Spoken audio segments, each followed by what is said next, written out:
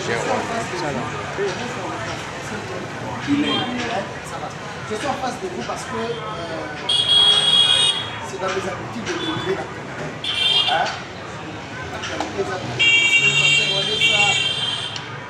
Comment est-ce qu'il peut exposer mon église qui a la maladie à sida?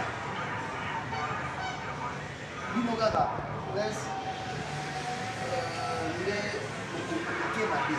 merci à vous parce que vous avez voulu besoin d'information la source. Ici, pasteur Wanessa, serviteur de Dieu, ça fait plus de 30 ans qu'il est à l'œuvre de Dieu. Là, le ministère qu'il exerce, ça fait plus de 30 ans qu'il évangélise contre Wanessa, à tout ça, les dans son cœur, là, Azan a pas secret à la communauté. Il n'a pas 30 secondes d'exposer une confession d'un fidèle de l'église la place publique. Et donc, il y a Salemi, il y a un réseau, il y a un presse. Il y a un solo négezali. Botali témoignage, botali et donc les gars qui l'église. Négezali maki. Il y a la place moko, il y a facilité à la place de la le frère, avec une situation à la MP, la toile, à un photographe, l'église, c'est quelqu'un qui prie avec nous depuis 2022. Depuis 2022, rien qui n'a moisi avec sa femme, qui était souffrante à l'époque. Ayeba dit malade, moi c'est la zone là. Il avait caché la vérité. Ayeba qui prévoit ça, mais il a moisi là.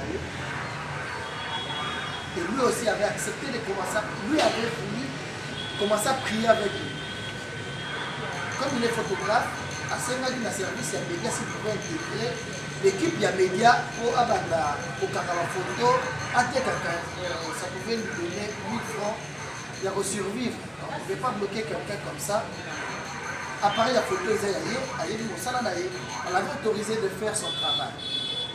Pendant qu'à ce Kakala Photo l'église, moi, si la ville a sida, il y a frère Pazal bien la malade,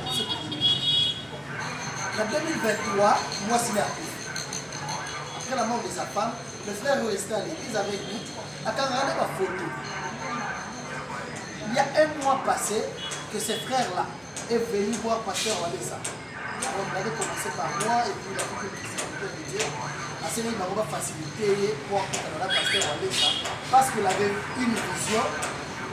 Il devrait communiquer direct avec le pasteur Wanessa. C'était quoi la vision? Amoni, un monsieur très géant, très costaud, devant l'église, à 4 églises, du côté à cher, précisément place pour manger la bande là. Ayébisi et que Mandalino, au Cameroun, le pasteur Wanessa sa photo. Parce que ça, c'est un lieu saint. C'est un lieu sacré par rapport à Vinayo, au Cameroun, le pasteur Wanessa sa photo. Et pendant que la vision a donné tout le pays, parce qu'on va laisser là, beaucoup de gens, parce qu'on laisse le rôle à la cabine, il recharger le téléphone des gens, à recharger au pays, à recharger. Il n'y a pas d'autre moyen. Il voulait aussi que recharger le téléphone. C'est pendant que la même personne, il y a Monaki, à télémédier, M. Soyer ici, pour insister, la même chose qu'on va laisser sa photo, de ce que tu vas casser dans le pays. Le monsieur est venu voir le pasteur Wanessa pour lui parler. Il y a un autre monde qui l'a vision. Pendant qu'il parlait avec le pasteur Wanessa, Ndeye Moko a lobby la limite tout là parce que depuis la mort de ma femme, j'ai fiancé déjà 3 sœurs. Et j'ai aussi, il y a Kobimana Bango, 3 sœurs. Mais il s'est limité. Quand il parlait avec le pasteur Wanessa, il était accompagné d'une femme.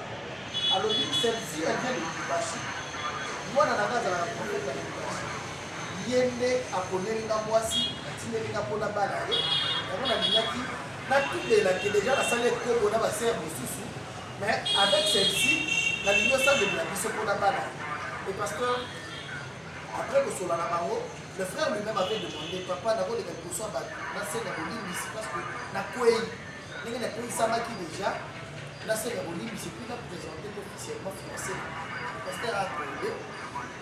Il y a un mois, c'était le 22 mars d'ailleurs, le 22 mars 2026, cette année. Quand le frère est passé, avec la copine. Après que tout là, qui a déjà 3 sœurs. Est-ce qu'elles étaient les sœurs de l'église ou pas? Mais au moins, de sa bouche, à l'objet qu'il y a 3 sœurs déjà. Parce qu'on allait se poser la question s'il avait déjà une relation sexuelle avec la nouvelle copine. À non, avec elle, c'est comme ça que le pasteur a payé la mot conseil. Avoir l'esprit de Dieu, c'est très important. Alors, maman Zala n'a eu musica. Pourquoi Bimba, quand ceux qui a bali.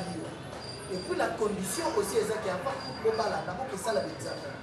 C'est pendant qu'ils sont allés faire les examens que la petite frère Azana maladie à Sida. Moi, c'est Zala qui a été. Et il devrait ramener le résultat sur le pasteur Walesa. Quand il a résulté par le pasteur Walesa, le pasteur a posé une question, frère. Est-ce que vous avez posé avec un sida ou bien c'est une information? À répondre à Yeba qui déjà. Depuis 2022, il était au courant de sa maladie. C'est ce qui a fait que moi, si il y a la maladie. Pasteur Walesa, c'est qui? Mais comment est-ce qu'il y a eu la sida? Tu es passé devant l'église pour dire que au moins déjà 3 sœurs. Si il y a la sida, ils ont kaboula et on a parlé. Et pasteur Walesa a sauvé vie à sœur au monsieur, c'est parce que ce qui a eu, ça n'arrive pas que ça le dirait, peut-être il pouvait aussi passer dans l'acte de la mort. Le frère a demandé au pasteur Walesa que papa, et donc le mec qui vient à l'église a aux hommes malades, mais je cachais, je n'avais pas le courage de vous dire la vérité. S'il vous plaît, papa Walesa, il me l'a regardé que nous sommes à l'église. On a expliqué l'état de santé dans la pour l'église, maladie oyo et le maladie pour la pasteur Walesa, c'est un serviteur de Dieu, c'est par là qu'il a accepté. Alors il dit, ok, le col au lit, au les l'église, tu vas passer. Premièrement, pour les sauver. Parce que ce qui doit l'équipe de l'église, à tout les livres à cette prière, l'église priait pour moi, l'église c'est une force, la prière de l'église c'est une force. Premièrement, c'était ça. Deuxièmement aussi, un moyen, il y a des catégories. Parce que qui d'entre vous peut accepter que